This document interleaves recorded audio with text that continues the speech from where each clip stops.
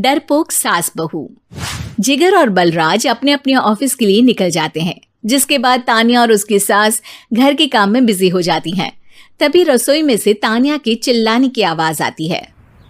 ओए माँ, बचाओ रे, उश, उश, उश, भागो यहाँ से। तानिया की आवाज सुनकर उसकी सास भी वहां आ जाती है। अरे क्या हुआ? और इस तरह स्लैब पर चढ़कर क्यों बैठी हो? उस छिपकली की वजह से। है? छिपकली? अरे कहाँ है छिपकली? ऐसा बोलते हुए तानिया की सास भी डर कर स्लैब पर चढ़ जाती है।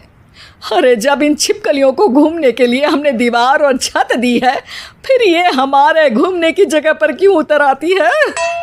मुझे क्या पता, सामने बैठी है, आप ही पूछ लो ना, साथ में भगा भी देना। इस पर सास डरते हुए स्लैब पर बैठी बैठी ही छिपकली को भगाने की कोशिश करती है। हुश, हुश, हुश, अरे जा ना, वापस अपने घर जा। सासू माँ, छिपकली है, कुत्ता नहीं। अरे हाँ, छोटी सी ही सही छिपकली तो है, तो तुम ही भगा दो ना। तानिया की सास उसे स्लैब से नीचे गिरा देती है, जिस पर छिपकली तो डरकर भाग जाती है। लेकिन दोनों सास बहू के बीच टॉम एंड जेरी वाला खेल शुरू हो जाता है। आपने मुझे धक्का क्यों दिया? मुझे कुछ हो जाता तो? अगर वो मुझे खा जाती तो? अरे छिपकली थी, डायनासोर नहीं। हाँ, सिर्फ छिपकली ही थी, और आपको उससे डर नहीं लगता तो खुद क्यों नहीं भगा दिया? अरे तेरे होते हुए अगर मुझे काम करने पड़े, फिर बहू होने का फायदा क्या है?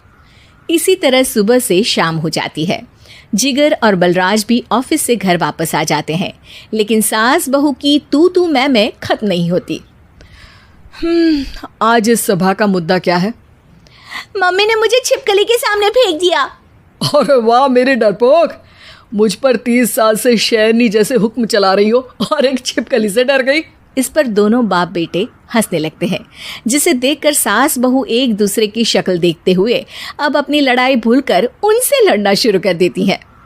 अरे आप ना ज्यादा बत्तीसी ना दिखाओ, नहीं तो शेरनी के एक पंजे से 32 के 32 दांत बाहर निकल आएंगे। अपनी माँ की इस बात पर अब जिगर अपने पापा को देखकर हंसने लगता है। अरे क्यों पापा, आ गया स्वाद। अभी आपको भी आएगा स्वाद।